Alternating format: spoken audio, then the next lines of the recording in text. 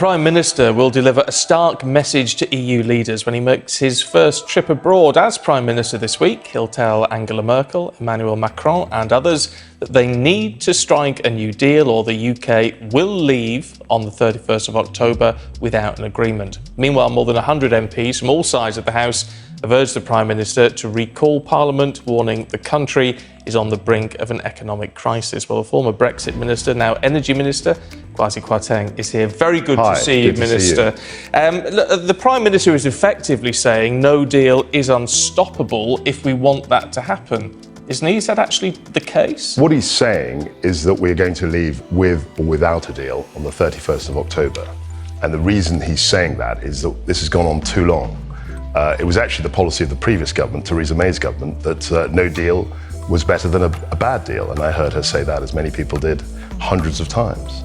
And we've got to deliver on that. One way or the other, we are leaving the EU on the 31st of October, and that's what the government's focused on. But the Prime Minister's gone from saying it was a 1,000,000 to 1 chance that we wouldn't get a deal to now being, perhaps some would say, a little bit more realistic about it. It is looking unlikely, isn't it? The EU don't seem to want to be playing ball here. Well, these things can change very quickly, and we've always said that our first aim, our preferred outcome is Kwasi Kwarteng, you've achieved so much within the Conservative Party. Don't know about that. To even call you a rising star would be an understatement. Thank you. So, Thank you. Thank you. Been following your journey for like the last five years now. You started as a financial analyst, and then you wrote some fantastic books, and then even going into politics, front bench MP in Theresa May's government, and then you are currently the Minister for Business, Energy and Clean Growth in Boris Johnson's government. Yeah. So thank you for coming on. Thank you. First question thank you, sir. First question I'd like to ask you is, according to your bio, your mother and father worked as a lawyer and economist, respectively. How did the influence of your parents inspire your political ambitions? I'm not sure about politics, but they were very keen that I had a good education, that I worked hard at school, I enjoyed my studies. And really, I think that for them, and they were both professionals, as you say, my mother was a lawyer and my dad was in economics. So they felt that professional training, a professional background, a good education was really key. And I think that very much shaped my approach to professions and to my career. Thank you so much for that answer. It's really nice just to know about how your parents inspired you, and following on from that, prior to working into politics, you worked in the financial sector. So why did you change from finance to go into politics? I think finance is quite narrow. Obviously, you can make money for yourself, and you're dealing with companies with big issues. But I think politics, the public sphere is in many ways even more rewarding, actually. And I always felt, certainly as a son of immigrants, a child of immigrants, that I wanted to contribute to the national life. I think it's one of the interesting things that there are many people in the Conservative Party now who have that immigrant background. I mean, I think of people like Priti Patel in my own department, Alok Sharma, Rishi Sunak, obviously. And it's very interesting that people from an immigrant background very often do feel that they want to participate and become insiders, as some people say. They want to get involved in where the decisions are made, and I think that's something. Sajid Javid, I remember, used to say this to me as well. That people who are the children of recent arrivals to this country, or relatively recent, do feel an urge to try and get involved in public affairs. Thank you so much for that answer. And even looking more into your career, you've overcome some setbacks to get where you are. In 2005, you finished third when you ran to become the MP for Brent East. That's right. How did you bounce back? I mean, that was very tough. I mean, you've really got to know that you want to become an MP. I mean, the Brent East campaign was very tough. I mean, I was told in no uncertain terms by the party hierarchy, the Conservative Party hierarchy, that they didn't expect me to win. In fact, they thought that my vote share would be squeezed, as it was, because the electoral fight in Brent East in 2005 seems like a long time ago now, but it was between the Conservatives and the Liberals, the Liberal Democrats. And that was quite a tough campaign. And I didn't really have much chance of winning, people felt. But it really, got me out onto the streets. I was canvassing, I was knocking on doors, I was talking to people. And it's really through that you get a sense of whether you actually want to do politics or not. And I was very lucky that that was something that, I wanted to do. I felt that the campaign was really, really interesting. Brent East at the time was described as the most diverse seat in Britain. I was told that there were 130 languages, if you can believe that, spoken in the primary schools in that constituency. It was a very, very diverse constituency. And I really enjoyed the experience. And that's why I kind of kept going, as you say. And in the end, in 2010, I was lucky enough to be returned as the Member of Parliament for Spelthorne. Well, that shows incredible resilience, because to even be told that you might not do that well must have been so tough. I remember it was an actual MP, a Conservative MP at the time, said, "Oh, I think you're going to get squeezed." Wow. And, I didn't take that very well, but he was very frank with his opinions. Wow. Well, I'm glad you proved them wrong for all of us, Thank you. I'm very pleased. I'm Another, pleased that I proved them wrong as well. yeah. Okay, good. The article you wrote for the Sun, you wrote a fantastic article for the Sun that I really enjoyed on Black History Month. It was really powerful and compelling. So one thing I want to ask you is, how do you think BAME MPs can further the ambitions of the civil rights movement? I think the way to do it is to do through action, actually getting involved and participating. Because, one thing you'll be amazed to know is that when I got onto the candidates list in 2004, so I was chosen as a candidate in 2004 to fight the 2005 general election. And when I was chosen as a candidate, when I got onto the candidates list, so they have a list of approved candidates, there were no ethnic minority Conservative MPs, if you can believe that. In the 2001 to 2005 Parliament, there were, I think, 166 Conservative MPs, all of whom were white ethnically, and very few women. It was 90% male. So the party had got into a situation where it was completely unrepresentative of the demographics of the country. And, that didn't put me off. I just kept going, as you say. I just wanted to apply. And at that time, there weren't any role models. In 2005, Adam Afriyie was elected in Windsor, and he was the first, he and Shailesh Vara. Shailesh was elected in northwest Cambridgeshire, I think it is. And they were the first two ethnic Conservative MPs in the modern era. There had been some Indian MPs in the 19th century, one or two, but certainly in the last 100 years, last 80 years, these were the first MPs that had been elected from black and minority ethnic people living in this country. And so I think that you have to overcome those barriers through action, through trying to do your job as well as you can. And then it's because of that I'm on your program. It's because I've spent a lot of time in politics. I've been doing things. I haven't actively sought this, but you've very kindly reached out, and I think it's really important now that we have one or two people, more than one or two actually, a number of people who are coming through, to say that I think persistence is the most important thing. There are always going to be obstacles. There's always going to be difficulties, but I think self-belief and real kind of grit is the important thing.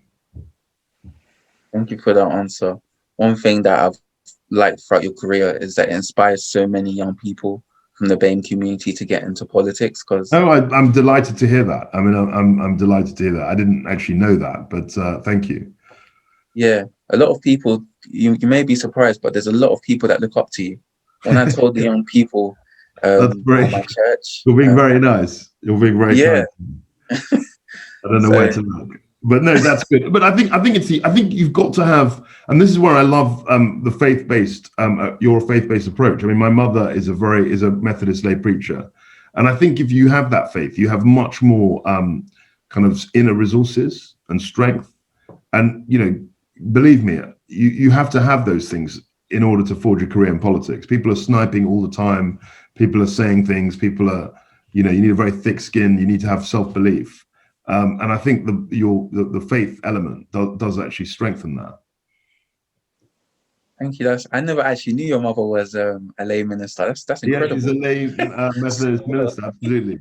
She's a boy. She's trained as a barrister, but she's a Methodist in North London. That's a big part of her upbringing, and I was brought up in that way as well. Oh, wow. Quite incredible. Mr. Benjamin Disraeli to my great-grandfather or any other member of my family. Mr. Speaker, it is a great honor to be invited to second the humble address, which was proposed so eloquently by my honorable friend, the member for Newbury. Yeah. He was both charming and funny, and that is a much rarer quality than you could expect, Mr. Speaker. It's wonderful to see everything in its place.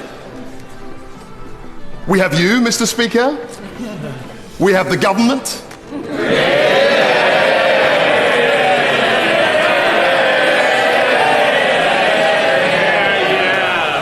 We have a government. We have the leader of the opposition. In its place. All's well with the world. I'm even delighted to see our old friends, our special friends, the Liberal Democrats, in their place, albeit without a leader, but we can live with that for a while. Still brimming with enthusiasm. One thing. Yeah. One thing that actually happened very recently, and was the Windrush Scandal. Yeah. And it was a scandal that has affected the lives of Caribbean people in such a profound way. Yeah.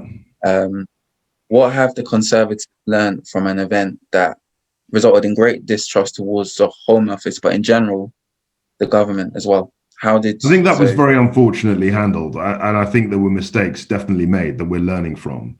I think that the way in which Windrush people were victimized and in many ways just disregarded, I think was something that must never, ever happen again. And I think certainly Priti Patel, who herself, her parents came from Uganda, and then they were obviously of Indian origin ethnically. This is something that she felt very strongly about, and felt that the department itself, the Home Office, does need some degree of oversight and reform. And it's a difficult department to deal with. And I think politicians were responsible, but also I think officials were too. Yeah. Thank you for that answer, because you actually answered two questions in one, but I was actually looking at, I was looking at. What were you going to ask me? What was the other question you were going to ask me? What lessons have the Conservatives learned? But you answered it brilliantly that I don't need to ask it. So. Oh no, that's very kind. I think we have to engage more. And I'm convinced that the first ethnic prime minister from in this country will be a Conservative. I'm convinced of that. I think the Conservative Party offers a huge opportunities for black and minority ethnic politicians. You only need to look over the last 10 years. We've had Sajid Javid, who was Chancellor. We've had Rishi Sunak, who's Chancellor. I'm the Energy Minister. We have people like James Cleverly. We had Sam Gyimah, who left the government last year, who was a Minister of State. Alok Sharma is a Secretary of State here in Bays. There's no party, certainly the Labour Party, that has that record. I think it's a really, really strong record, and I think we want to build on it, and we want to reach out to people of talent from all backgrounds, from all ethnicities, from all backgrounds. But I think there is a real opportunity to make a mark in the Conservative Party, and I would encourage younger people, really, with that dedication and focus to and they'll do as well as their talents will allow them. I think it's fantastic. Thank you for that. And yeah, it's just fantastic, even in the last few years, to see the diversity within the Conservative Party. There's a huge amount. I was very happy. There's a huge amount. And we've broken these glass ceilings. I mean, you think I attended cabinet for 6-7 months, and there were more people from ethnic backgrounds around that cabinet table than ever before in British history, by miles, by a long way. I mean, in the past, we maybe had 1 or 2. We had about 6 or 7 people from immigrant backgrounds, and I think that's something really to be celebrated. Yeah, thank you so much. So I'm going to hand over to Michelle now, who's going to ask you the rest of the questions. So thank you so much. Thank you. Hi, good afternoon. Hi, Michelle. Hi. Thank you for your time in talking to us today.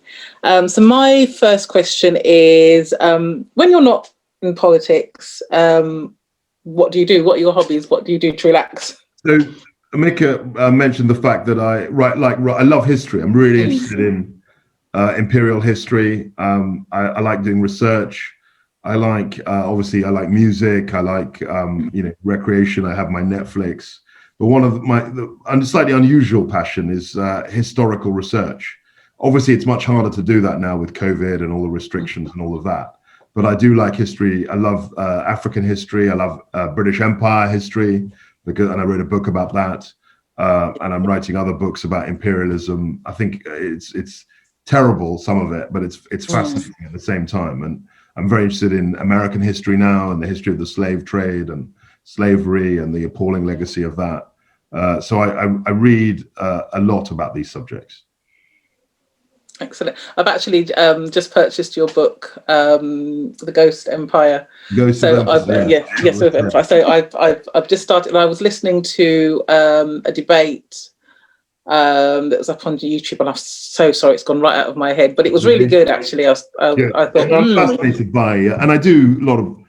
Occasionally, I do programs. So I did a radio program on Empire a couple of years ago. This is when I was a backbencher.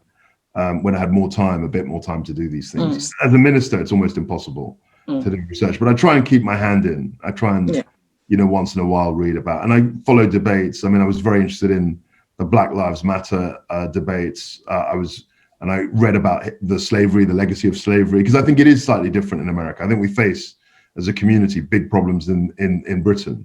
But if you think of, the legacy of actually having slavery, only 160 years ago. I mean, it sounds like a long time, but it's not that long. It's extraordinary. I mean, people were owned by, and they worked on plantations. And this is, it's not in living memory, but it's not far off living memory. Yeah, exactly. Thank you for that. My next question is about the dreaded, with the announcement of the vaccine, how do you think that the Conservative Party will get cities and the wider economy back up to speed? I think that's really, really important. I mean, I'm very sad to see the economic impact of this appalling disease. I think the government's done the right thing, but it's a real balance, and clearly there's been a lot of hurt. Our priority, and this fits in with my portfolio, is about energy. Okay. So I think in terms of when we build back the economy, it's got to be greener. I think we've got to invest more in renewables. We've got to invest more in decarbonisation. And I think in that space, there's huge opportunities for economic growth. And that's our primary job next year will be definitely to rebuild the economy. You've kind of answered my next question, which was about, on the 12th of November, it was announced that you would be the chair of the government's Green Jobs Task Force. Why do you believe it's important? So you kind of answered that. The Green Jobs Task Force was set up between BEIS and the Department for Education, because one of the things that people who study politics and follow politics, you will know that the way in which British government is set up is that there are lots of different departments. So you've got the education department, you've got the transport department, you've got the business department, you've got the treasury, all of that, their foreign office, all these different departments. And one of the challenges we face in government is trying to get these departments to work together. So obviously in something like net zero and climate change, those issues cut across so many different departments. You've got nature, which is DEFRA, Department of Environment. You've obviously got, tax policy and incentives, that's Treasury. You've got housing stock, how you make that more efficient, that's local government. You've got energy, which is BEIS. You've got lots of different departments. And the Green Jobs Task Force was a way of getting us in Bays and the Department for Education to come together. So obviously on the energy side, I'm very focused on that. But in terms of green skills, education, training, that's something which the Education Department is very focused on. And so we came together to create this Green Jobs Task Force. And what we're hoping to do is to come up with a plan to increase the number of green jobs. And that's something which I'm very, very keen that we have more diversity, because, as energy minister, I speak to energy companies and they're not very diverse. They're not very diverse. And we need to get more women. We certainly need to get more ethnic minority BAME representation in those businesses. Excellent. Just to go back to your book, your book, Ghost of Empire, British Legacy in the Modern World, was a critically acclaimed masterpiece. What outcomes were you looking for in this book, and do you think you've achieved it? Very good question. Yeah. So when you start, so the book, I think 2021 is the 10th year that it was published, and It's still in print. And I think it was Cyril Connolly who said that if you write a book that's in print for 10 years, that's the definition of literary success. So touch wood, I think it's still there. And when I was interested in the subject. I was very interested in the subject of the empire, because obviously that was something that was relevant to me. It was relevant to my parents. It was relevant to, my story in Britain and why I was in Britain. That, you can't understand, I think, the diaspora community, certainly the older diaspora communities from the West Indies, from Africa, from Asia, from India. You can't understand those without understanding something about imperialism and colonialism. So I was always interested in this subject. I grew up with it. And so I had time. I was in the city. I left the city. I wanted to write a book. And if you're a writer, you kind of have this passion to write something. So I thought I'd write a book about the empire. And I wasn't sure where it would take me. I had ideas about it, but it took a long time. I was in lots of archives. I read lots of letters, lots of primary material. And it was only really over time, over maybe 18 months, that the book kind of took shape. And, I divided it in the way I did. And I'm very pleased with the book, because it's still something that people talk about. I spoke to Dan Snow just last week. He's a very good, popular television historian. And he was talking to me and wanted to he set up an interview about empire. And, for something that was written, I think I'd finished the first draft in 2010, and it was published in 2011. For something that was written nearly 10 years ago, or published nearly 10 years ago, I'm really pleased with the way that, people are engaging with those kinds of issues. And if they haven't read my book, they Black Lives Matter, colonialism, imperialism, racism, segregation, integration, all of these issues are so current, and it's exciting to see people engage with those issues. Fantastic. What have been some of the greatest achievements as Minister of Business for you? So one of the things that I'm very proud of what we've done. I came into the role in July 2019. And we just passed the Net Zero Act, the Net Zero carbon emissions. But in the last 18 months, we're about to publish an energy white paper. We are having auctions on onshore wind. We've resuscitated those. The Chancellor of the Exchequer announced a green sovereign bond, which I was pushing within government. We're going to launch a hydrogen strategy, which is nearly finished, but it will come out early next year. And these are all things that I've been involved with. I've directed. I've helped set up the Green Jobs Task Force.